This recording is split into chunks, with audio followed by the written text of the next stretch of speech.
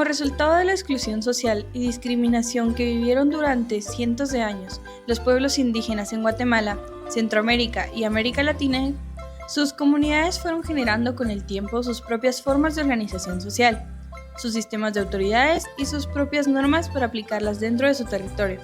En el caso de Guatemala, y después de muchas luchas, los derechos de los pueblos indígenas, que incluyeron estos sistemas jurídicos alternativos, fueron promovidos, respaldados y reconocidos mediante declaraciones, convenios y tratados internacionales, y posteriormente fueron reconocidos en la Constitución Política de la República de Guatemala. El sistema de autoridades indígenas de los 48 cantones de Totonicapán es reconocido nacional e internacionalmente por su grado de desarrollo y porque además de contar con un sistema de autoridades, instancias, normas y procedimientos propios, ha desarrollado instancias y mecanismos propios para la conservación de los bienes y recursos naturales que son de su propiedad histórica. En el año 2014, las autoridades de 48 cantones suscribieron un acuerdo marco con la institucionalidad del sector justicia del Estado para establecer pautas y mecanismos de coordinación para la aplicación de ambos sistemas jurídicos en el municipio de Totonicapán.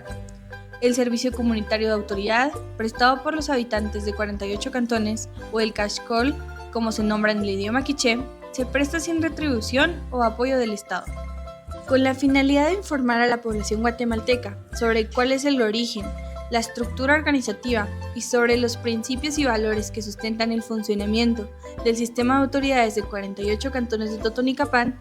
CIDEPAS está produciendo una serie de programas en el marco de este podcast al que hemos denominado Observatorio de los Pueblos por la Democracia. En esta ocasión abordaremos el tema Origen, Desarrollo y Desenlace del Levantamiento de Totonicapán de 1820. Y para ello hemos invitado al profesional de las ciencias jurídicas y sociales, investigador y autor de varias obras relacionadas con la temática del derecho indígena, derechos de los pueblos indígenas, tierras comunales y derecho constitucional, entre otros. Nos referimos a Romeo Tiu López. Adelante con nuestro podcast de hoy.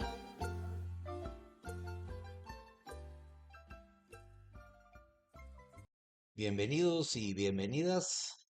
El día de hoy, dando seguimiento a los programas de este podcast, vamos a abordar un tema muy interesante y está relacionado con el levantamiento del pueblo de Totonicapán contra la corona española realizado en 1820. Mi nombre es Sergio Funes, soy director de CIDEPAS y el día de hoy, para abordar este importante tema, nos acompaña un experimentado investigador profesional de las ciencias jurídicas eh, y conocedor de de la temática indígena y territorial. Me refiero al licenciado Romeo Tiu López. Bienvenido, licenciado. Muchas gracias. El licenciado Romeo Tiu es licenciado en ciencias jurídicas y sociales.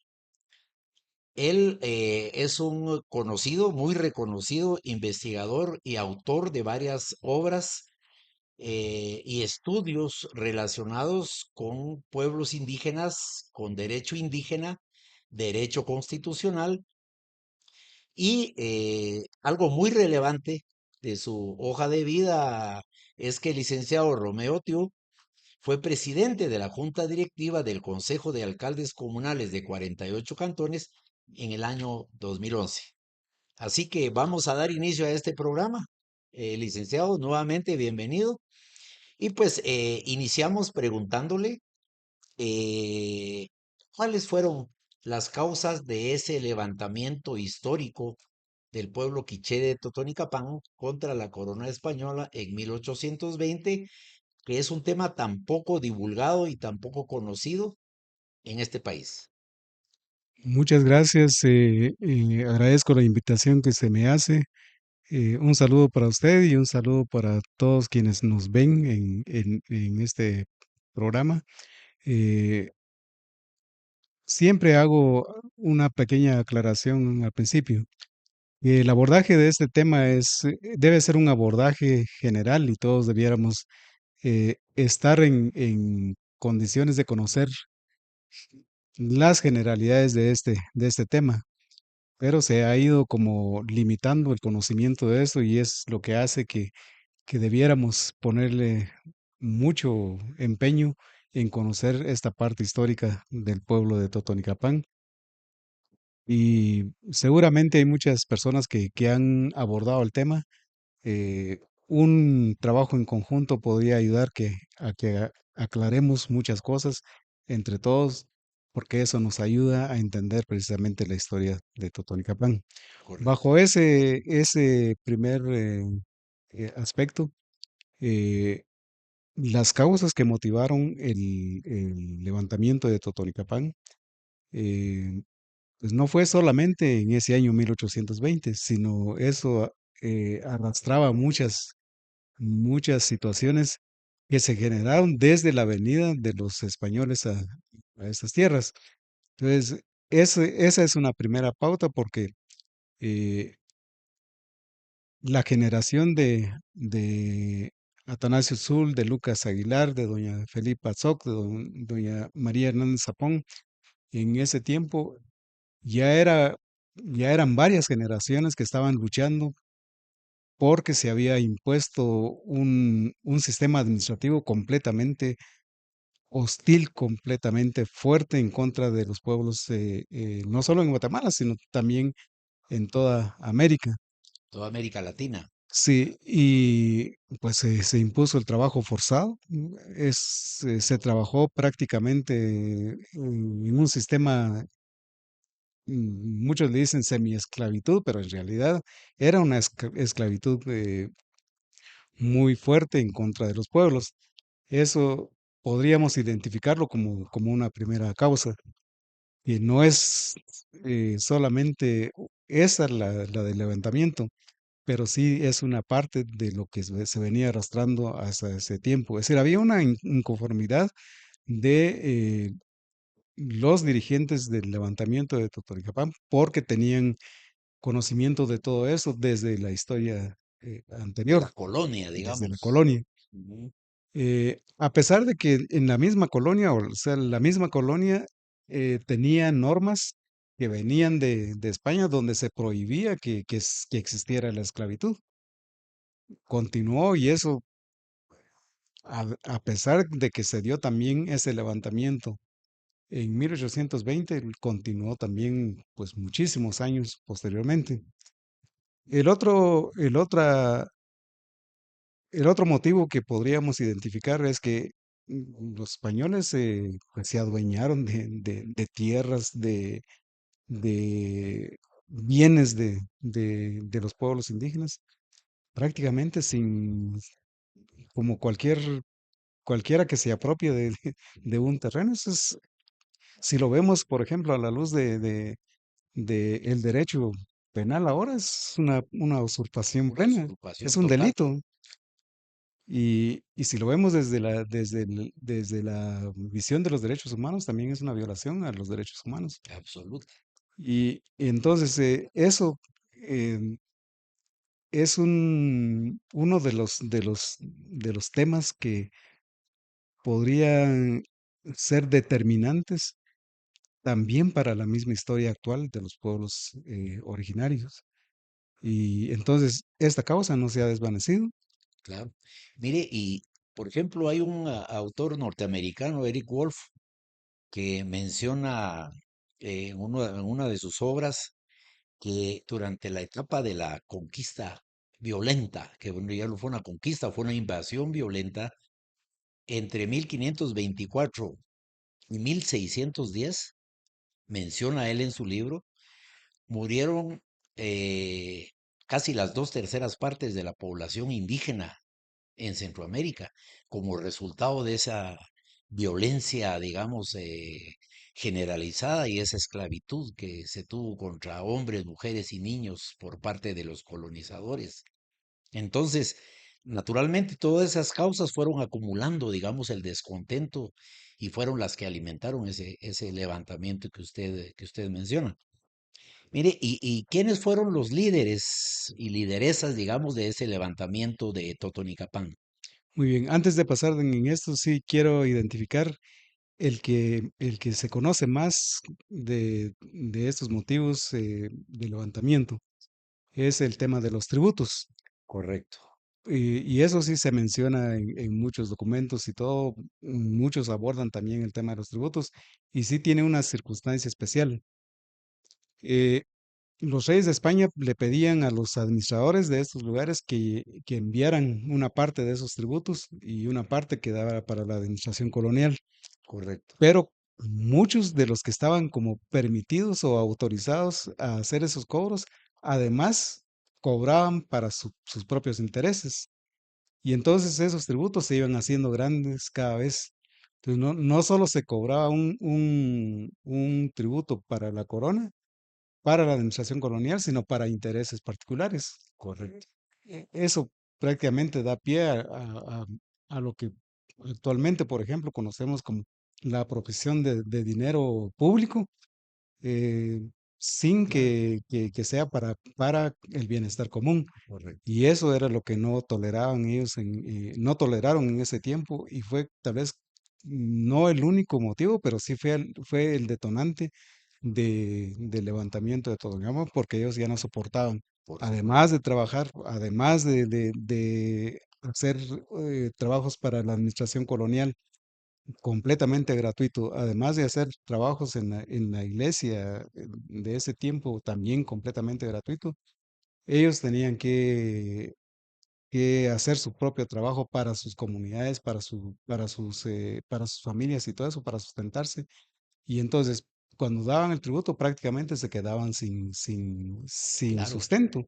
Eso es precisamente lo que identifica que muchos murieron a causa de la desnutrición, a causa de enfermedades, a causa de muchas circunstancias que hicieron que ellos perdieran las fuerzas. De hecho, también se identifica que muchos murieron en el camino cargando personas de un lugar a otro, cargando españoles de un Imagínate. lugar a otro, Claro. y quedaron muertos ahí y utilizaban a otra persona para llevarlos a ellos a otros lugares. Es decir, podemos ir revisando las circunstancias y todo eso, y cada vez que uno revisa eso, se da cuenta que la situación de vida de ese tiempo no es igual a la de ahora, pero las circunstancias, muchas de esas todavía Todavía persiste. persisten. Ujú. Muy bien, ya pasando en esta parte, en el juicio que se hace del levantamiento de Totonicapán, eh, aparecen encarcelados, eh, por lo menos 40 personas en las cárceles de Quetzaltenango. Eh, Para allá fueron llevados. para allá fueron llevados. El juicio se hizo en otros lugares, más o menos como se manejan actualmente también Correcto. O ahora. sea, para protegerse los españoles de la posible, digamos, organización y rebelión directa en el pueblo de Totonicapán. Se fueron a Quetzaltenango entonces. Sí, para allá los llevaron. Ajá. Eh, Luego vamos a ver cómo los llevaron, pero Correcto. identificando a los actores, hay un listado dentro de estas personas que fueron conducidas a las cárceles de Quetzaltenango. Y cuando uno revisa los apellidos, es más o menos los apellidos de los cantones, porque actualmente, por ejemplo, hay cantones como Chipuac, donde están los Puac, Chiyash, donde están los Yash, y así podemos ir revisando, y entonces son linajes que establecidos en determinados territorios. Cuando uno revisa el listado de los que fueron encarcelados en Quetzaltenango, se puede identificar claramente que sí pertenecen a estos, Por a supuesto. estos que ahora le llaman cantones. En ese tiempo todavía se le llamaba calpules, como una memoria de lo que venía siendo esto desde muchos cientos de años atrás. De hecho, el mismo Popol Vuh hace relatos de calpules. Entonces, pero que a quienes se les identifica muy, muy claramente es a María Hernández Zapón y Lucas Aguilar, que sería esta pareja, doña Felipa Zoc y Atanasio Zul. pero en la memoria colectiva solo ha quedado Atanasio Tzul. Atanasio Tzul. Pues la figura de Atanasio Tzul es sumamente importante, pero se deja en un segundo plano que este movimiento fue en realidad un movimiento colectivo. No, tampoco estamos hablando solamente del aporte de personajes de Totonicapán. También estuvieron de Santa María Chiquimula, de Momostenango, de San Francisco el Alto, de San Andrés Checul, San Cristóbal Totonicapán. Todos aportaron para el levantamiento de Totonicapán. Es decir, estamos hablando más o menos de Totonicapán en su conjunto, no como municipio de Totonicapán. Por supuesto, aquí fue el epicentro de todo, pero hay relatos, por ejemplo, que indican que cuando se hacían las reuniones de aquí en Totonicapán, muchos dirigentes, muchos líderes de Chiquimula, de esos lugares también, se quedaban a reuniones hasta altas horas de la noche y luego seguían a pie hasta Hasta sus sus municipios. territorios. Es decir, ese aporte que dan estos lugares, las personas que han quedado como personas anónimas, es en realidad un, un punto que debe llamarnos la atención, por ejemplo, para ir creando mayor investigación Totalmente, acerca de esos totalmente. aportes. Sí, no, y también es importante resaltar, ¿verdad? La participación de la mujer, ¿verdad? Como la aliada, digamos, de vida de los líderes y de las familias del pueblo quiché, porque vemos también, según lo menciona usted, y en esa lista debe haber muchas más, ¿verdad? Mujeres que también participaron y encabezaron esta gesta, digamos, heroica del pueblo de Totonicapán contra la corona española. Un muy buen punto. Primero porque también solo se conocen los nombres de algunas mujeres, Correcto. pero el aporte de las mujeres en esos levantamientos, como ha sido también en muchos levantamientos y en muchas acciones generadas en esto, no solo en Guatemala, sino en En muchas todo el partes del mundo, mundo, el claro, aporte de las mujeres es vital, pero no ha sido identificado claramente. claro. Bueno, cuando se revisa así este levantamiento, hay aspectos que se relatan. Por ejemplo, el- la actividad que desarrolló, especialmente doña María Hernández Zapón, fue, pero cuando uno lo ve, dice, bueno, si esta señora tiene el mismo nivel que sus compañeros hombres. Ella le arrebató, por ejemplo, la vara al alcalde de ese tiempo y le dijo, mire, usted no, algo así como que usted no es digno de portar un símbolo de autoridad, se lo vamos a dar a otro, dice. Es decir, solamente ese mensaje es Importante, contundente claro. para esta parte.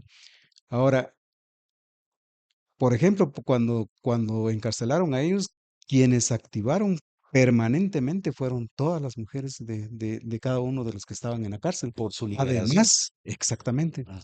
pero no se les identifica por nombre. Ese es una falla del Totalmente, registro histórico claro. que todavía sigue existiendo actualmente.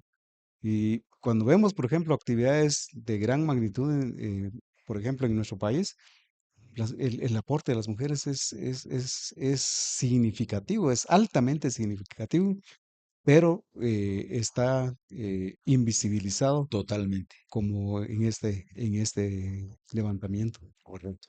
Mire, licenciado Tiu, eh, ¿en qué consistió el levantamiento? ¿Cuáles fueron las acciones que tomaron las comunidades quiché de Totonicapán para manifestar ese rechazo y levantarse contra la corona? Bueno, primero lo que tenemos que identificar en esta parte es que el levantamiento fue en 1820, Ajá, pero el descontento claro. ya se habían dado, por ejemplo, levantamientos así más cortos y todo eso en Chiquimula, en Lemoa, por ejemplo, en el Quiché, Quiché. en varios lugares. También en Mostenango hubieron por lo menos dos descontentos muy fuertes.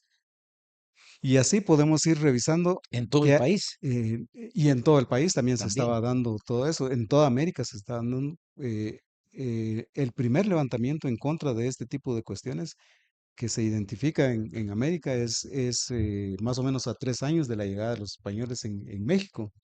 Es decir, es una cadena de inconformidad de Totalmente. todo el abuso que se estaba realizando en todos los pueblos originarios de América.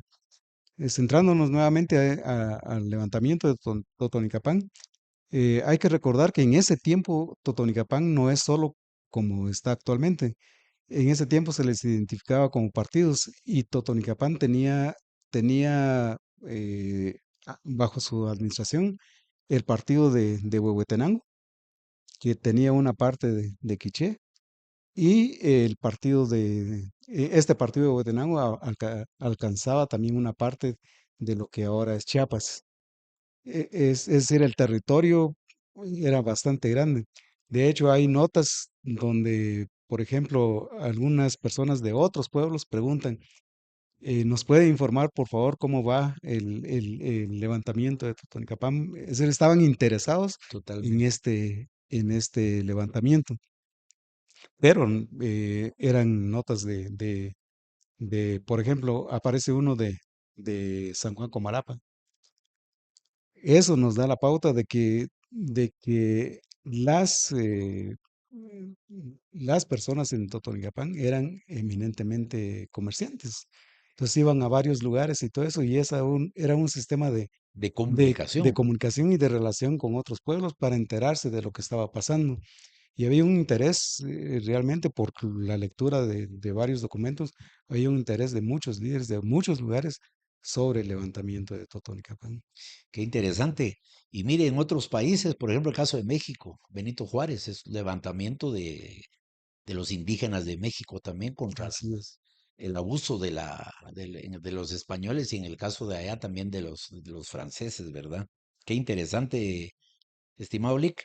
¿Y cuál fue el desenlace, digamos, después de la resistencia, del desconocimiento de la corona? Hubo un nombramiento, realmente hubo un nombramiento de Atanasio Tzul con algún grado de autoridad a partir de esa época. Es decir, para la información de todos nuestros seguidores, digamos, ¿cuál es el origen y el significado de la silla de Atanasio Tzul, que está ubicada acá en la Casa de los Alguaciles? Sí, esta parte es interesante. Hay cosas que no se dicen del levantamiento de Totonicapán. Ujú. El primer aspecto que casi han ocultado es que a estos dirigentes que encarcelaron en Quetzaltenango los llevaron desde Totonicapán hasta Quetzaltenango desnudos. Oh, Sí, era como ponerlos en vergüenza frente a su propio pueblo. imagínese. Eso es una actitud, pues, que denigra a las personas, pero deja mucho en el ambiente sobre la valentía que dicen los colonizadores y los españoles que tenían frente a una gesta que era completamente no violento. Por supuesto. No violento de parte del pueblo de Totonicapán y todos los municipios, pero sí violento por parte de ellos. Es decir, es una violencia brutal. Hay relatos también que indican que ellos fueron azotados hasta 5 horas en un día. Es decir, es un castigo muy, pero muy fuerte, y eso no se dice porque deja mucho que decir precisamente de esto, Del sistema, que ellos dicen por supuesto. que eran como los dominantes, que eran como los valientes, pero en De los realidad criollos, eso no sí, demuestra ninguna claro. valentía. Esa es una cobardía completa. Es decir, actuar contra una persona que no puede defenderse, pues los llevaban atados, los llevaban desnudos y luego los azotan. Es realmente impensable sobre esta cuestión. Bueno, pero eso sucedió ya en agosto, 3 y 4 de agosto, cuando vinieron a traerlos a ellos en esta parte. Del 9 al 15 de septiembre, aquí en Totonicapán, fue una alegría completa, porque fue una sustitución de la administración colonial, por decirlo así, casi completa. Entonces, el pueblo estaba, bueno, en ese tiempo era, era, dicen los documentos que era tanta la alegría que duró durante una semana toda la Estamos fiesta que hablando se de hacía 1820. de 1820 del 9 al 15 de julio. Ah, de julio. Julio. Correcto, no de septiembre, de No, julio. no, no, no. Correcto, Septiembre no tiene nada que ver con este por supuesto. levantamiento de Totonicapán. Y esa alegría y esa fiesta del pueblo y el contentamiento del pueblo fue justamente por el levantamiento. O sea, dijeron, Sí, vamos a terminar el tributo. claro. Y No, eso es interesante porque ellos tuvieron bien claro de que ningún pueblo puede mantenerse si no hay algo totalmente, que pueda, por ejemplo, hacer realizaciones del mismo pueblo. Entonces, lo que sí suprimieron fue todos los excesos que habían para personas particulares, para todo este tipo de cuestiones. Es decir, ellos estaban muy claros en esta parte. Toda la alegría que había en ese momento es la sustitución completa de las de autoridades las acá. autoridades coloniales. Todos ellos se tuvieron que ir de Totonicapán. Y entonces se nombraron, por ejemplo, dice el relato que Lucas Aguilar tomó el puesto de gobernador y Atanasio Sol lo coronaron como rey. Esto merece una explicación porque cuando uno lee el juicio que se hizo en contra de ellos, muchos de ellos niegan que eso haya sucedido, que le hayan coronado como rey. Pero hay una razón y eso es una razón jurídica, por supuesto, y es de derecho de defensa. En esta parte, ellos negaban eso porque coronarse como rey era prácticamente un desafío al rey de España de ese tiempo. Totalmente. Y entonces el castigo hubiera sido en el código penal de ese tiempo, o sea, la recopilación de leyes España. de España en ese tiempo era prácticamente como la pena de muerte. Es decir, y entonces eso hizo que se aminorara en alguna medida el castigo que podía O sea, no empezar a se darse. coronó como rey Sí, sí se le sí se coronó. hizo. Es decir, hubo un acto enorme de mucha trascendencia, pero cuando sucede el juicio, como derecho de defensa, ellos dijeron, bueno, yo no lo vi, o dicen, bueno, así dicen. Es decir, ellos utilizaron otro tipo de argumentos, no para decir que eso, porque si no era casi Sí, como pues, el testimonio que iban a tomar para aplicar una pena más severa en totalmente, contra de sí, ellos. Y entonces a mí me parece esa como una estrategia de litigio de defensa, o de defensa que no tampoco se dice en estos documentos. Ujú. correcto. Y el desenlace final de los que fueron encarcelados, de Atanasio, de Lucas Aguilar Esto también y demás. es un tema que no se menciona. A ellos los llevaron en Quesaltenango, pero las esposas de todos ellos y muchas mujeres iban hasta Guatemala a pedir que los liberaran. Si una vez llegaron a Guatemala, y eso a lo mejor tiene sentido, por ejemplo, con lo que sucedió el año pasado. eh, Ellos iban a Guatemala y le dijeron al sistema en ese tiempo que si no los dejaban libres, que ellos iban a permanecer ahí hasta que los dejaran libres. Ujú. Es decir, coincidencia, no sé, pero tiene como unos matices interesantes cuando uno conoce este tipo de situaciones. Entonces, no creo que los abogados tengan, en ese tiempo tenían como el mismo sentimiento de ellos, pero sí hubo una interpretación del indulto y entonces a ellos los indultaron y salieron de la cárcel a principios de 1821, Ah, enero, correcto. febrero, Y aquí viene otra fase interesante. A los últimos que liberaron fueron a los de San Francisco el Alto. ¿Y por qué? Porque había un mensaje de la colonia que les dijeran, bueno, esos fueron los que pusieron mayor resistencia. Y al haber tenido, al haber sido estos los de mayor resistencia, a esos hay que dejarlos de último. de último. Y aquí viene un aspecto que de repente hay que tomarlo muy, pero muy en serio, porque todos los liberados de Momostenango, de Chiquimula, de Totonicapán y de todos ellos, siguieron haciendo trámites como pueblo para que liberaran a los de San Francisco el Alto.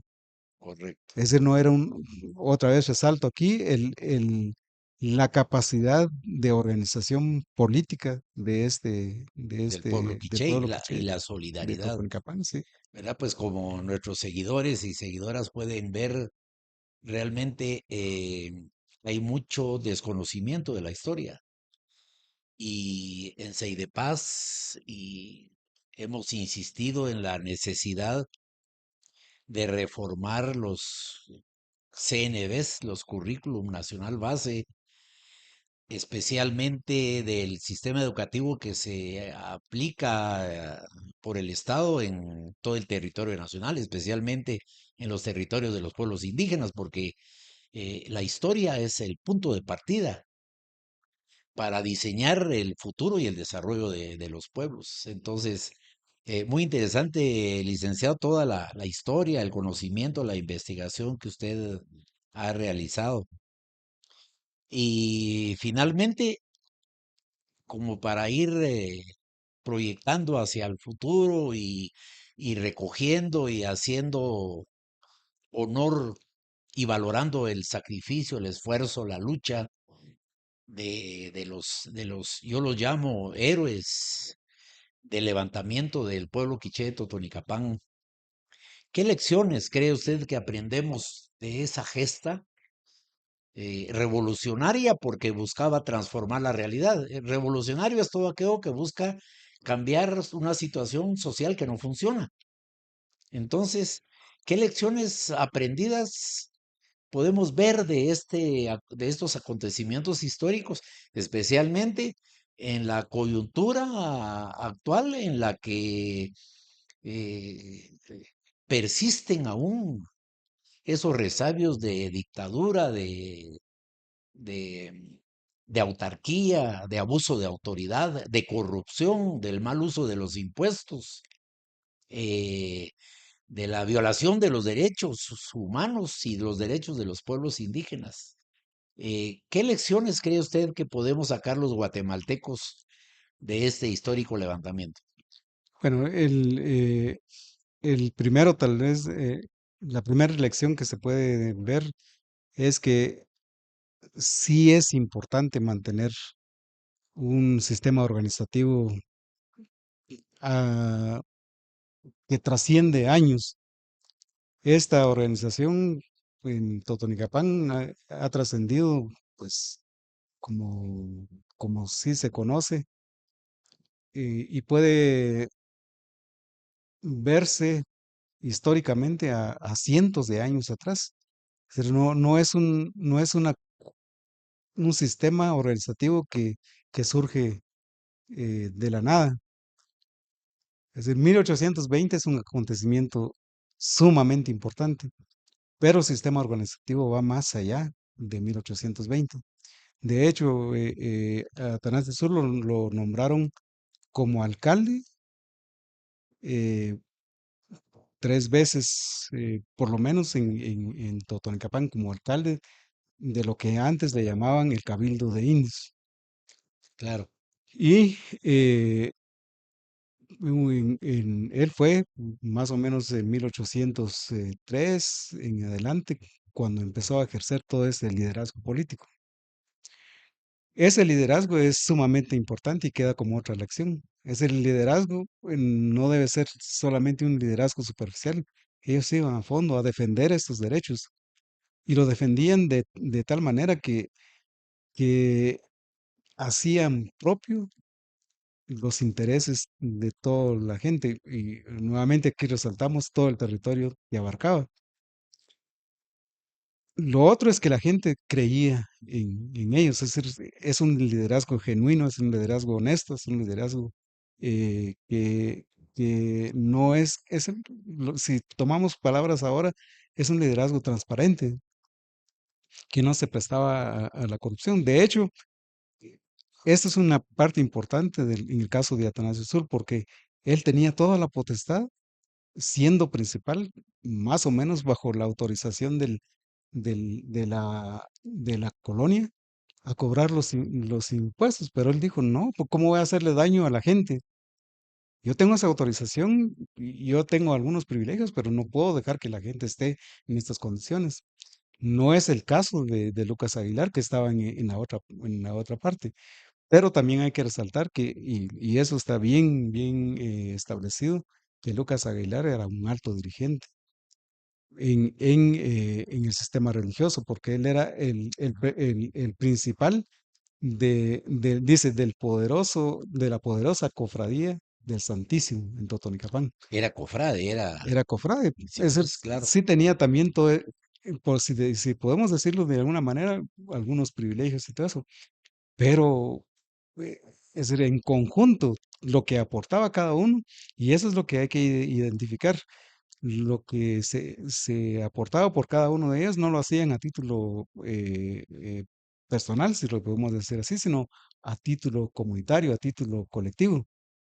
Entonces, para cerrar esta parte, por ejemplo, ahora cuando se hace la elección de alcaldes comunales, ellos no aparecen con su nombre personal a presentarse en la elección, es correcto, sino aparecen con el nombre de la comunidad, de la comunidad. Y entonces es como un recordatorio. Usted no está haciendo esto de manera personal, lo está haciendo en nombre de su comunidad, pero en función de todas las personas que viven en Totonicapán. por Si lo supuesto. extendemos eso para toda Guatemala, como sucedió el año pasado, no se está haciendo a título personal, no se está haciendo para el beneficio general. Y Correcto. eso es lo que tal vez una de las mayores lecciones que puede dar este levantamiento y que ha pasado durante muchos años. Lo otro es que hay que estar siempre interesados en qué está sucediendo en la administración pública. Ellos estaban pendientes en qué estaba sucediendo en eso. La auditoría Sí, social, es lo que ahora se le llama la auditoría social. correcto. Y eso es un derecho, es más, es un derecho humano, es universal, es de todos los pueblos hacerlo. Y ellos lo ejercían plenamente. Bueno, aquí también se ven otro tipo de situaciones que trascienden el solo hecho de un levantamiento o como otros le llaman, es como la rebelión, dice. No encaja mucho el tema de la palabra rebelión porque lo que hubo en Totonicapán, en realidad, y como usted muy bien lo dijo, aquí hubo una revolución. Puede ser que a muchos no les guste esta palabra, pero es lo que usted dijo, es el cambio de las cosas para mejores condiciones de vida. Totalmente, totalmente. Licenciado, qué interesante toda la narrativa que hemos conocido el día de hoy de la historia de este levantamiento. Y realmente es muy importante y quisimos tocar este tema el día de hoy porque estamos en el que se denomina Mes de la Patria y hablamos del mes de la independencia, ¿verdad? Y vemos los desfiles y vemos todas las actividades que son el resultado de una configuración que se fue haciendo desde el pensamiento criollo. Es decir, nos olvidamos de la lucha de los pueblos indígenas por la independencia de los pueblos indígenas de la corona española, pero celebramos un evento que nada, o sea, no tiene ningún significado práctico, ¿verdad? Para la población, especialmente el 15 de septiembre de 1821, que es una fecha en la que Guatemala se independiza de España y se anexa a México. Excelente. Es hasta julio de 1823 que se declara la independencia, entre comillas, del país. Entonces, ¿tiene usted alguna reflexión sobre esa dicotomía? Es decir, la lucha, el levantamiento del pueblo quiché por la independencia, la transparencia, la buena administración de la cosa pública, con el evento que actualmente, o los eventos que actualmente se celebran, ¿verdad? Y que en el imaginario del colectivo social desplaza la verdadera historia, ¿verdad? Y que fue liderada por autoridades y líderes indígenas auténticos y ejemplares, ¿verdad? Sí, tal vez si lo ponemos en puntos podría clarificarse esta situación. Un primer punto es que el levantamiento de Totonicapán, y hay que resaltarlo, no fue solo del liderazgo de el municipio de Totonicapán, como Claro, conocemos ahora, sino fue el liderazgo también de varios, de Momostenango, de Chiquimula, de San Andrés Checul, San Cristóbal Totonicapán y San Francisco el Alto. Hay nombres que por el tiempo pues por no lo estamos supuesto. dando, pero ojalá tengamos otra oportunidad. Entonces vamos a resaltar, por ejemplo, algunos nombres de otros lugares y todo eso que hicieron aportes importantes para este levantamiento. Es decir, esto no fue una cuestión como se quiere hacer pintar actualmente de una sola persona. Por supuesto que la figura de Atanasio Soles es altamente primordial, pero no se puede limitar solo a esto. Un segundo punto es la manipulación que se ha hecho de la figura de Atanasio Sol.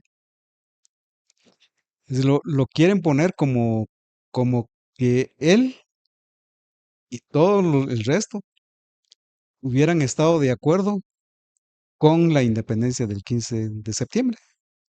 Y entonces vienen muchos jóvenes con el desconocimiento que se tiene de la historia y vienen a traer la antorcha en Totonicapán el 15 de septiembre.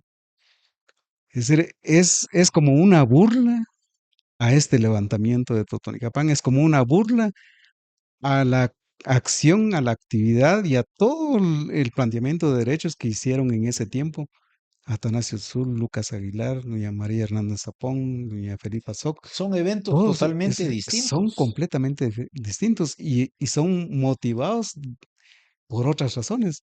Mientras la independencia de Guatemala se estaba gestando porque los criollos querían quedarse con el dinero y seguírselo cobrando a los pueblos indígenas. Los pueblos indígenas siguen no importa si es de España, si es de México, si es de aquí mismo, pero nosotros queremos ser personas realmente libres. Es decir, Ujú, si queremos darle un sentido real de independencia, es 1820, no 1821. correcto. Muy bien. Ahora, sí se está haciendo una injusticia muy fuerte cuando se enseña en las escuelas y hay que venir a traer la antorcha aquí en Totonicapán el 15 de septiembre. Los maestros, como dice usted, en cambio curricular y todo eso, debieran darle importancia y pedirle a los niños, pues si quieren, vienen de otros lugares, jóvenes y todo eso, a traer la antorcha, pero en julio, no en septiembre. Y al parque donde está Atanasio Sol.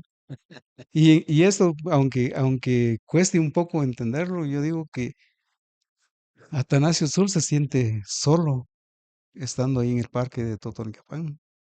Y él mismo, si estuviera vivo, yo estoy seguro que diría, esto no fue un esfuerzo solo mío, fue de Sí, mucha gente, fue de todo el pueblo, fue de muchos pueblos. Es decir, y eso es muy claro, una sola persona no puede hacer un movimiento de esa envergadura. de ese tamaño. Sí, Bueno, excelente. Y finalmente, ya para terminar nuestro conversatorio, nuestro podcast del día de hoy, eh, pues retomando la lección y los eventos de la historia, nosotros reflexionamos, el licenciado Romeo Tiu, sobre la importancia de que ahora que después de los eventos del año pasado, en que la articulación de los pueblos indígenas, de autoridades de pueblos indígenas, liderados por 48 cantones, por las disposiciones del Consejo de Alcaldes y sus juntas directivas, digamos, salen y a defender la democracia y por lo menos los avances que han habido en la institucionalidad del Estado y que todavía no cubre ni las necesidades ni respeta todos los derechos de los pueblos indígenas, pero es lo mínimo que se ha logrado alcanzar en estos años. eh, Logramos nosotros percibir que los pueblos indígenas son actores estratégicos del país y que si vamos recobrando las lecciones de la historia, ¿verdad? Es importante eh, reconocer, digamos, la potencialidad de la experiencia, la sabiduría de las autoridades indígenas para ser los observadores, los auditores sociales del Estado, de la administración del presupuesto, de la administración de justicia, de, del mantenimiento del orden constitucional, dentro del cual, y usted lo conoce muy bien como especialista en las ciencias jurídicas, en la sección tercera, si no estoy mal, de la Constitución Política de la República, eh, están muy bien definidos los derechos de los pueblos indígenas, por lo menos los mínimos, dentro de los cuales se contempla el respeto constitucional a las formas propias de organización de los pueblos indígenas, de sus autoridades en los territorios, de los idiomas, de todas las expresiones culturales, sociales y políticas.